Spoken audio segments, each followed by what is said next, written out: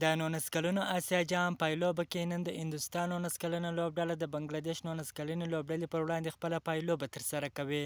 د دغه پایلوبې ټاس بنګلادیش 19 کلنې لوبډلې وګټي او په خپله د توپ ونې پرېکړه وکړه.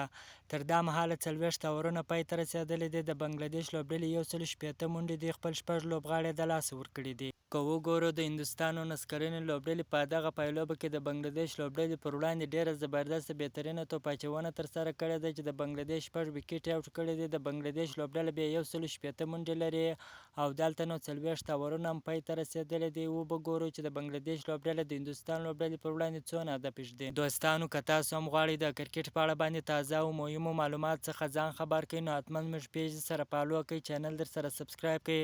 که دغه ویډیو په ټیک ټاک باندې ګورئ د ټیک ټاک آی ډي هم در سره فالو کړئ. د نورو تازه معلوماتو لپاره زموږ سره اوسئ. تر بلې ویډیو پورې د الله په امان.